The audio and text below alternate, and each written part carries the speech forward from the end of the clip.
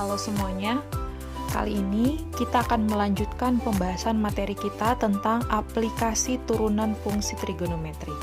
Nah, sebelumnya kita telah mempelajari salah satu penggunaan atau aplikasi dari konsep turunan fungsi trigonometri, yakni digunakan untuk menentukan selang kemonotonan suatu fungsi trigonometri, khususnya untuk menentukan kapan atau kondisi suatu fungsi itu dikatakan stasioner, kemudian menentukan kondisi atau interval fungsi itu monoton naik, dan kemudian untuk menentukan kondisi atau interval kapan fungsi itu dikatakan turun atau monoton turun.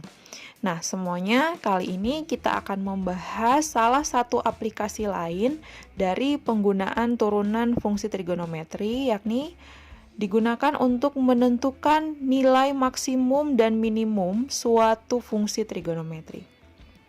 Nah, sebelum kita mengenal tentang nilai maksimum dan minimum, mari terlebih dahulu kita mengenal tentang apa itu nilai stasioner, titik stasioner, dan jenis nilai ekstrim atau jenis nilai stasioner dari suatu fungsi trigonometri.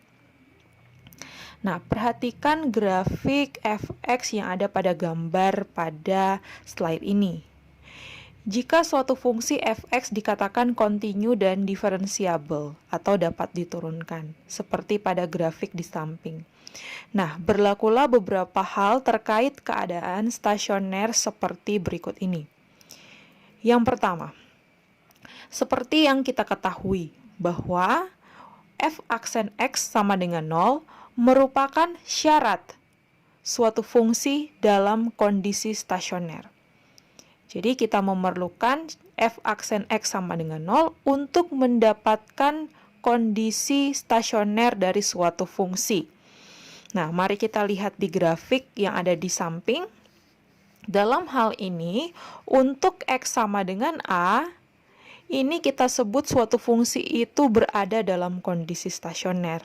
Nah, A ini, untuk X sama dengan A inilah yang kita sebut sebagai kondisi stasioner. Kemudian, ketika kita mensubstitusikan suatu kondisi stasioner A ke dalam rumus fungsi fx, maka kita perolehlah fa. Ya, fa. Nah, fa inilah yang kita sebut sebagai nilai stasioner atau disebut juga nilai ekstrim atau nilai kritis.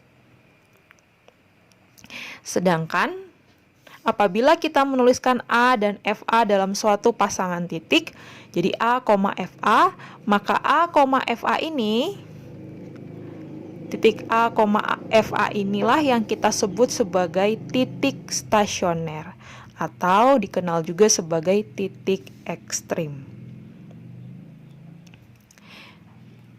Kemudian, perhatikan keempat gambar yang ada pada slide berikut ini. Sekarang kita akan memahami, ternyata di sini ada beberapa jenis-jenis titik stasioner atau titik ekstrim. Nah, kita lihat dari gambar yang pertama. Nah, pada grafik yang pertama ini, untuk grafik fx, di mana untuk x sama dengan a, fx itu berada dalam kondisi stasioner. Nah, apabila untuk daerah di sebelah kiri a atau x kurang dari a, fungsi itu monoton naik. Kemudian untuk daerah di sebelah kanan A atau X lebih dari A, fungsi itu dapat kita lihat monoton turun. Nah, apabila dalam kondisi ini akan menghasilkan jenis titik stasioner maksimum. Jadi di sini titik stasioner yang dihasilkan adalah A, FA. Nah, titik A, FA ini kita sebut sebagai titik balik maksimum apabila grafiknya seperti ini. Nah, sedangkan untuk bentuk yang kedua, grafik yang kedua dapat kita lihat di sini grafik fx itu stasioner pada saat x sama dengan a. Nah, berarti titik stasionernya ini adalah titik A, FA. Sini ya, A, FA.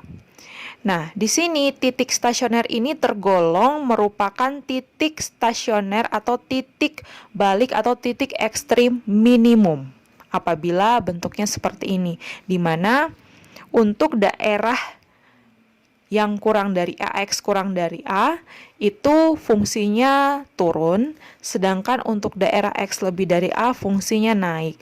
Maka akan menghasilkan titik stasioner yang minimum. Gambarnya akan seperti ini. Nah, sedangkan untuk gambar yang ketiga, kita lihat sama-sama untuk grafik fx yang ketiga, dapat kita lihat untuk X sama dengan A dikatakan stasioner, sedangkan untuk daerah X kurang dari A, di sebelah kiri dari X sama dengan A, dapat kita lihat fungsi itu monoton naik, dan di sebelah kanan dari X sama dengan A atau X lebih dari A ini, fungsi itu naik juga. Ya, jadi sebelah kiri naik, sebelah kanan naik, maka dapat kita klasifikasikan bahwa titik stasioner A, FA, yang ini titik C ini, A, FA ini, kita sebut sebagai titik belok. Seperti itu. Nah, sedangkan untuk yang keempat juga sama seperti yang bentuk ketiga, di mana titik A, FA ini juga kita sebut sebagai titik belok karena di sebelah kiri dari A atau X kurang dari A itu fungsinya turun dan di sebelah kanan juga turun. Nah, dapat kita klasifikasikan bahwa titik A, FA untuk kondisi seperti ini kita sebut sebagai titik stasioner yang jenisnya adalah titik belok. Nah, dari sini kita sudah mendapatkan ternyata ada 3 jenis titik stasioner. Yang pertama, titik stasioner titik maksimum. Kemudian yang kedua, titik stasioner titik minimum. Dan yang ketiga, jenis stasioner titik belok. Seperti itu, apabila kita melihat grafik yang ada. Nah, sekarang silahkan perhatikan grafik fungsi fx sama dengan sin x berikut ini. Nah, perhatikan saja selang 0 derajat sampai dengan 360 derajat. Seperti ini ya. Nah, saya akan membatasi ada beberapa titik, ini 90 derajat. Kemudian titik stasioner yang lain di sini adalah 270 derajat. Kemudian saya akan tuliskan di sini 180 derajat ya. Nah, coba perhatikan gambar grafik fx sama dengan sin x ini, perhatikan saja dengan interval 0 sampai 360 derajat. Nah, untuk interval x dari 0 sampai dengan 360 derajat, sekarang kalian perhatikan titik X sama dengan 90 derajat ya. Untuk kondisi X sama dengan 90 derajat. Nah, kondisi X sama dengan 90 derajat ini dapat kita kategorikan bahwa dia merupakan kondisi stasioner. Ya, kondisi stasioner. Nah, berdasarkan grafik ini kalian bisa menentukan kira-kira untuk X sama dengan 90 derajat, dia itu stasioner jenis apa? Apakah dia bisa menghasilkan titik? Jadi kalau kita lihat sama-sama di sini ya, dia stasioner jenis apa? Apakah dia bisa menghasilkan titik minimum atau maksimum atau titik belok? Seperti itu ya. Nah, dapat kita lihat bahwa untuk X sama dengan 90 derajat ini mencapai puncaknya atau mencapai titik maksimum. Di sini ya, titik maksimum. Nah, titik maksimumnya di sini adalah 90 derajat, 1. Nah, jadi kondisi X sama 90 derajat yaitu stasioner dan akan berpotensi membentuk titik maksimum di mana titiknya adalah 90 derajat, 1. Jadi 90 derajat, 1 itu kita sebut sebagai titik maksimum. Sedangkan kalau saya tanya nilai maksimumnya adalah 1. Seperti itu ya, ini nilai maksimum. Seperti tadi yang saya katakan, saya balik lagi ke yang tadi, Untuk X sama dengan A kita sebut sebagai kondisi stasioner. Untuk FA kita sebut sebagai nilai, ya, nilai stasioner berarti bisa nilai maksimum, nilai minimum, atau nilai dari nilai belok. Sedangkan A, FA merupakan titik stasioner. Jadi kita telah mengetahui bahwa ternyata ada 3 jenis titik stasioner atau 3 jenis titik ekstrim. Ya, jadi titik stasioner itu ada 3 jenis ya. Yang pertama bisa jadi dia merupakan titik maksimum, stasioner maksimum, atau titik minimum, atau dia tergolong titik belok. Jadi ini 3 jenis. Nah, sekarang mari kita menentukan titik maksimum, titik minimum, atau titik belok dari suatu fungsi fx sama dengan sin x. Jadi ini fungsi fx sama dengan sin x. Nah, mari kita lihat mana saja titik maksimum, mana aja titik minimum, mana saja yang kita sebut sebagai titik belok. Sekarang kalian perhatikan selang dari 0 derajat sampai dengan 360 derajat saja. Di sini ya, kita perhatikan aja dari 0 sampai 360. Saya tentukan aja kondisi-kondisi stasionernya. Ini kondisi-kondisi stasionernya, ada 3. Di sini, ini 270 derajat ya. Oke. Sekarang kita lihat sama-sama untuk kondisi stasioner untuk X sama dengan 90 derajat. Nah, kita lihat sama-sama untuk X sama dengan 90 derajat. Nah, kira-kira untuk X sama dengan 90 derajat ini, titik yang terbentuk kan pasti adalah 90 derajat, 1 ya. Nah, ini 90 derajat, 1 ini kira-kira tergolong menjadi titik stasioner maksimum, minimum, atau titik belok. Nah, kalau lihat dari gambar, kita lihat di sebelah kiri 90 derajat itu fungsinya naik. Dan di sebelah kanan dari 90 derajat fungsinya turun, gitu ya, fungsinya turun. Nah, ini membentuk sehingga di sini untuk X sama 90 derajat itu merupakan nilai paling puncak. Gitu ya, seperti pada gambar pertama pada slide sebelumnya. Nah, dapat kita kategorikan apabila grafiknya seperti ini, maka titik 90 derajat, 1 itu tergolong titik maksimum. Ya, titik maksimum dari fungsi fx sama dengan sin x. Seperti itu. Nah, sedangkan apabila saya tanya nilai maksimumnya berarti kita melihat nilai stasionernya. Nah, 90 derajat itu kan adalah kondisi stasioner. Yang dimaksud dengan nilai maksimum berarti F90 derajat gitu ya. Kita substitusikan 90 derajat ke Fx. Nah, dapatnya 1. Nah, 1 inilah yang merupakan nilai maksimum. Nilai maksimumnya 1. Seperti itu. Nah, kemudian kita lanjut ya, bagaimana dengan kondisi stasioner untuk X sama dengan 180 derajat. Nah, kita lihat sama-sama untuk 180 derajat. Kita lihat di sebelah kiri 180 derajat dari 90 sampai 180. Sini fungsinya itu turun. Dan di sebelah kanan 180 derajat dari 180 sampai 270 fungsinya turun juga. Turun, berhenti, lalu turun. Nah, berarti titik 180 derajat koma ini ya, titik 180 derajat, 180 derajat, 0 ini tergolong menjadi titik stasioner atau titik belok. Titik stasioner yang belok di sini karena sebelah kiri turun, sebelah kanan turun juga. Jadi untuk X sama 180 derajat itu adalah kondisi stasioner belok.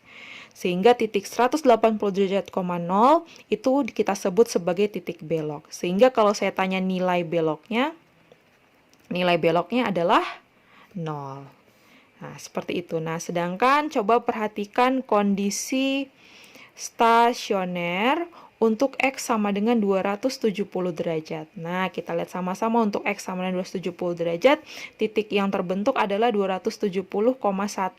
270 derajat, 1. Nah, kira-kira 270 derajat, 1 ini tergolong menjadi titik maksimum, minimum, atau belok. Kita lihat sama-sama. Di sebelah kiri 270 derajat, di antara 180 sampai 270, fungsinya itu turun. Sedangkan dari 270 sampai 360 yang di sebelah kanan 270 fungsinya naik. Nah, berdasarkan grafik ini kita bisa lihat titik 270 derajat koma negatif 1, maaf di sini koma negatif 1 ya. Koma negatif 1 itu merupakan titik terendah dari suatu fungsi fx sama dengan sin x, atau merupakan titik minimum. Seperti itu, sehingga kalau saya tanya nilai minimumnya berarti adalah sesuai dengan nilai stasionernya ya. Nilai minimumnya adalah negatif 1. Seperti itu untuk mengklasifikasikan kapan fungsi naik, mana yang dimaksud dengan titik maksimum, mana yang dimaksud dengan titik belok, mana yang dimaksud dengan titik minimum apabila melihat gambar grafik. Nah, nanti kalian bisa coba-coba sendiri ya untuk memahami lebih lanjut. Nah, sekarang mari kita belajar bagaimana apabila tidak disajikan grafik. Gitu ya. Berarti kita harus menggunakan konsep turunan fungsi untuk menentukan jenis titik stasioner. Jadi kita sekarang akan belajar, akan menentukan kira-kira suatu titik stasioner itu apakah dia merupakan titik maksimum, titik minimum, atau titik belok tanpa harus melihat gambar. Hanya dengan menggunakan yang namanya uji turunan kedua. Ya, karena kalau mau gambar dulu kan agak ribet ya. Seperti itu. Nah, mari sekarang kita menggunakan konsep uji turunan kedua untuk menentukan jenis nilai ekstrim atau jenis titik stasioner dari suatu fungsi trigonometri.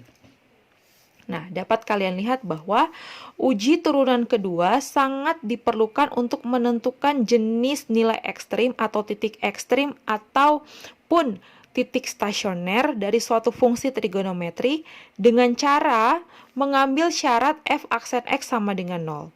Nah, kalau kita sudah mengambil syarat f aksen x sama dengan 0, itu merupakan cara untuk mendapatkan kondisi stasioner. Ya, ini untuk mendapatkan kondisi stasioner. Misalkan di sini kondisi stasionernya adalah x sama dengan c. Ya, kita dapat X sama dengan C adalah kondisi stasioner. Nah, setelah itu kita dapat mensubstitusikan C ke dalam turunan kedua dari Fx. Atau kita sebut sebagai F double aksen X. Atau turunan kedua dari fungsi Fx. Di situ ya. Nah, ketika kita substitusikan, berikut ini adalah klasifikasinya. Nah, di sini apabila ketika kita substitusikan C ke dalam turunan kedua dari Fx atau F double aksen C, ketika kita substitusi dan hasilnya itu kurang dari 0 atau dia negatif, maka ini berpotensi akan menghasilkan titik balik maksimum atau titik stasioner jenis titik maksimum. Jadi C, FC itu pasti adalah titik maksimum. Sehingga FC kita sebut sebagai nilai maksimum atau nilai balik maksimum. Seperti itu. Nah, sedangkan ketika kita substitusikan kondisi stasioner C ke dalam turunan kedua atau F double aksen dan hasilnya positif atau lebih dari 0, di sini, maka titik C, FC ini tergolong menjadi titik minimum.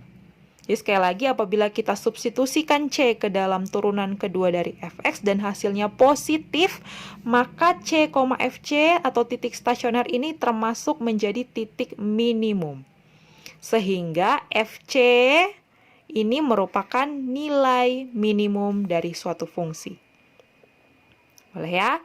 Kemudian apabila kita substitusikan C ke dalam turunan kedua dari Fx dan diperoleh nilainya sama dengan 0, maka Fc ini bukan nilai ekstrim. Jadi dia bukan nilai maksimum, bukan nilai minimum, tapi dia akan membentuk titik belok. Jadi C, Fc adalah titik belok dari kurva fungsi Fx. Jadi mari kita ulang sekali lagi. Jika f double aksen C kurang dari 0, maka C, FC adalah titik maksimum. Dan nilai balik maksimumnya adalah FC.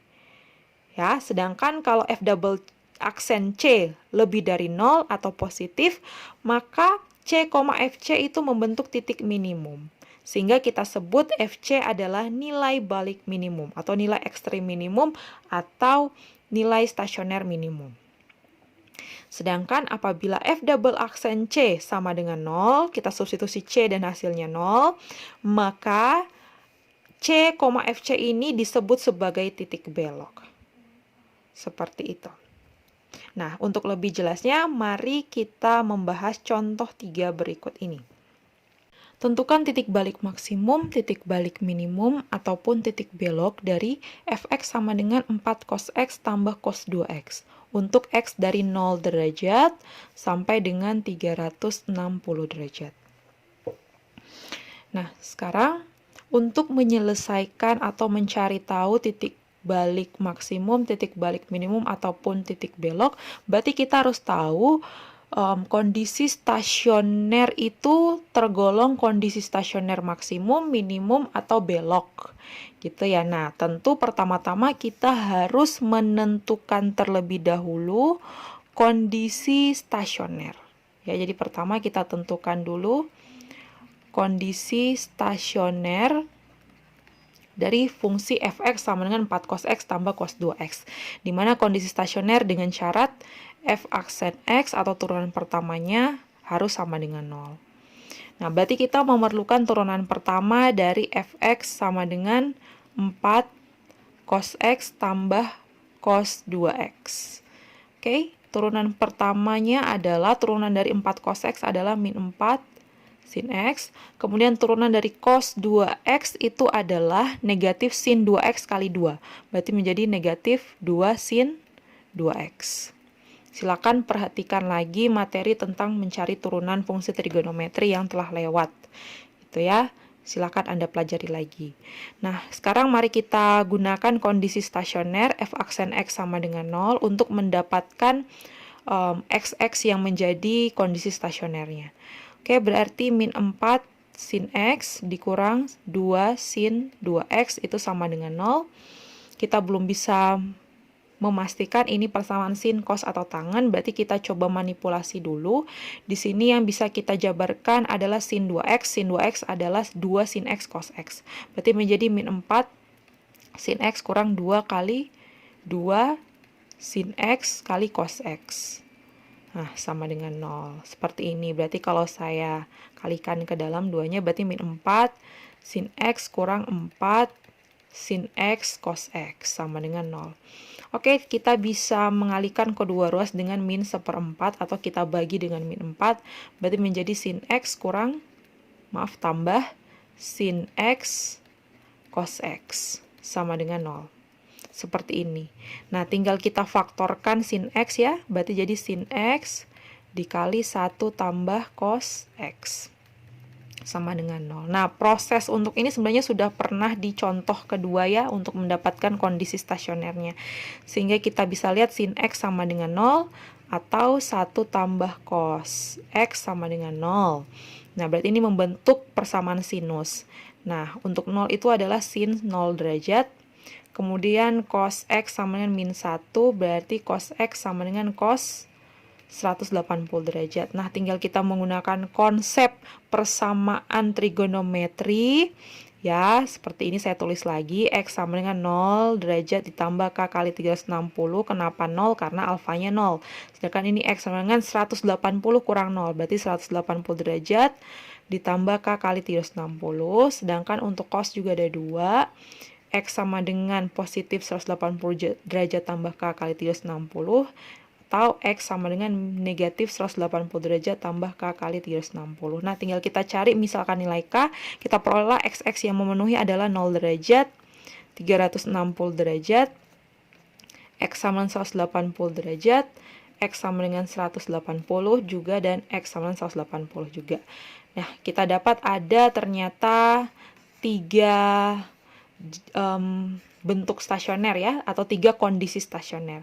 Kita beri di sini berarti kondisi stasioner itu saat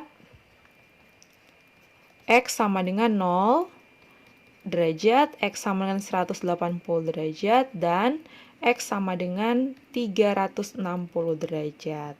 Nah, sekarang saatnya kita akan menentukan kira-kira untuk 0 derajat ini dia tergolong kondisi stasioner max, min, atau belok. Demikian seterusnya. Kita akan mengecek ketiga kondisi stasioner ini. Nah, cara mengeceknya seperti pada materi pada slide sebelumnya, kita akan mengadakan uji turunan kedua. Ya, uji turunan kedua untuk menentukan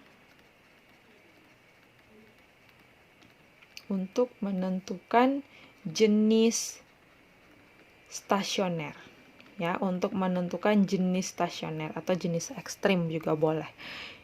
Ya, untuk menentukan jenis stasioner atau jenis ekstrim. Berarti kita memerlukan turunan kedua. Nah, kita tahu turunan pertama itu adalah min 4 sin X dikurang 2 sin 2X. Berarti turunan kedua adalah turunan dari min 4 sin X, berarti min 4 cos X. Kemudian turunan dari min 2 sin 2X adalah min 2 kali 2 cos X ya. 2 cos 2X, maaf. 2 cos 2X. Berarti turunan keduanya adalah min 4 cos X kurang 4 cos 2X. Ini F double aksen X atau turunan kedua. Nah, mari sekarang kita menguji masing-masing kondisi stasioner ke dalam turunan kedua. Yang pertama untuk X sama dengan 0 derajat, kita substitusikan ke dalam F aksen X, berarti F double aksen X 0 derajat. Ini kita substitusi ke turunan kedua atau F double aksen. Berarti menjadi min 4 cos 0 derajat kurang 4 cos 2 kali 0 derajat tetap 0 derajat. Gitu ya. 0 derajat, cos 0 derajat adalah 1. 1 berarti jadi min 4 kurang 4. Min 4 kurang 4 adalah min 8. Nah, di sini kita dapatkan F double aksen 0 derajat hasilnya min 8. Berarti dia kurang dari 0. Nah, kalau kurang dari 0, ini artinya X sama dengan 0 derajat itu merupakan kondisi stasioner maksimum. Ya, apabila F double aksen kurang dari 0, dia akan membentuk atau merupakan kondisi stasioner maksimum. Sehingga dia akan menghasilkan titik maksimum atau titik balik maksimum.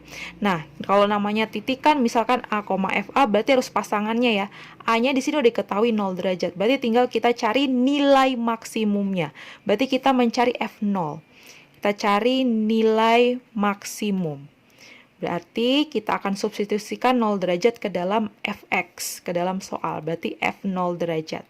F0 derajat, soalnya 4 cos X berarti 4 cos 0 derajat ditambah cos 2 kali 0 derajat.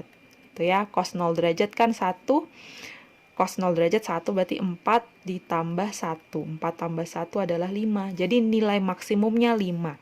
Berhubung yang ditanya titik balik maksimum, maka di sini titik balik maksimumnya adalah 0 derajat, 5. Seperti itu. Nah, kita sudah mendapatkan satu buah titik maksimum. Nah, sekarang kita cek lagi untuk kondisi stasioner X sama dengan 180 derajat. Kita substitusi lagi ke F double aksen. Berarti F double aksen 180 derajat sama dengan min 4 cos 180 derajat dikurang 4 kali cos 2 kali 180, berarti cos 360 derajat. Gitu ya, jadi kita masukkan ke sini nih patokannya ya. Oke. Berarti kita dapatkan di sini hasilnya adalah cos 180 kan adalah min 1, cos 360 adalah 1. Berarti min 4 kali min 1 dikurang 4. Nah, min 4 kali min 1, 4. 4 kurang 4 hasilnya 0. Nah, di sini kita peroleh ternyata F double aksen 180 derajat itu nilainya sama dengan 0. Nah, kalau dia sama dengan 0, berarti untuk X sama dengan 180 derajat itu merupakan kondisi belok. Ya, kondisi stasioner belok. Sehingga di sini kita bisa memperoleh titik belok. Nah, untuk mendapatkan titik belok kan 180-nya udah ada, tinggal kita substitusi ke dalam F. Berarti kita cari nilai dari stasioner beloknya. Berarti kita dapatkan F 180 derajat. Ingat ya, kita substitusi ke Fx. Itu sama dengan 4 cos 180 ditambah cos 2 kali 180. 2 kali 180 berarti 360 ya. Cos 180 adalah negatif 1. Negatif 1 kali 4, negatif 4. Cos 360 adalah 1. Negatif 4 tambah 1 sama dengan negatif 3. Nah, ini adalah nilai beloknya. Berarti titik beloknya adalah titik 180 derajat, negatif 3. Jadi kita sudah mendapatkan titik balik maksimum 0,0 derajat, 5. Titik beloknya 180 derajat, negatif 3. Dan mari kita menguji lagi untuk X sama dengan 360 derajat. Kita substitusi ke dalam F double aksen. Ya, sabar ya semuanya ya. Berarti jadi negatif 4 cos 360 derajat dikurang 4 cos 2 kali 360 derajat. Berarti cos 720 derajat. Nah, di sini cos 360 itu 1, cos 720 juga 1. Berarti menjadi min 4 kali 1 min 4 dikurang 4. Hasilnya min 8. Nah, di sini berarti F double aksen 360 derajat ternyata kurang dari 0. Nah, kalau kurang dari 0 artinya X sama dengan 360 derajat ini merupakan kondisi stasioner maksimum juga ya, karena F double aksennya kurang dari 0. Berarti dia akan membentuk titik maksimum. Berarti kita cari nilai maksimum ya, untuk X sama 360 kita substitusi ke soal ke F 360 derajat. Berarti menjadi 4 cos 360 derajat ditambah cos 2 kali 360 berarti cos 720 derajat. Yang ini 1, cos 720 juga 1. Berarti 4 tambah 1. Berarti nilai maksimumnya 5. Sehingga kita dapatkan titik maksimum itu adalah 360 derajat, 5. Nah, jadi kita sudah mengecek, sudah menguji semua kondisi stasioner dan sudah menentukan jenis-jenis stasionernya. Yakni untuk X sama dengan 0 derajat itu merupakan kondisi stasioner maksimum. Berarti nilai maksimumnya adalah 5. Dan titik maksimumnya adalah 0 derajat, 5. Sedangkan untuk X sama 180 derajat itu merupakan kondisi stasioner belok. Sehingga nilai beloknya kita peroleh negatif 3 dan titik beloknya berarti adalah 180 derajat, negatif 3. Sedangkan untuk X sama dengan 360 derajat, ini merupakan kondisi stasioner maksimum. Diperolehlah nilai maksimumnya berarti 5 dan titik maksimumnya adalah 360 derajat, 5. Seperti itu. Jadi untuk selang 0 sampai 360 derajat kita tidak menemui titik balik minimum. Kita hanya menemui titik balik maksimum dan titik belok. Semoga bisa dipahami. Apabila ada pertanyaan untuk mengerjakan soal di latihan soal 3, silahkan ditanyakan via voice note ya. Silahkan ditanyakan via voice note supaya bisa saya pahami pertanyaan Anda dan nanti bisa saya balas via voice note juga. Oke, terima kasih atas perhatiannya. Semoga sukses. God bless you all.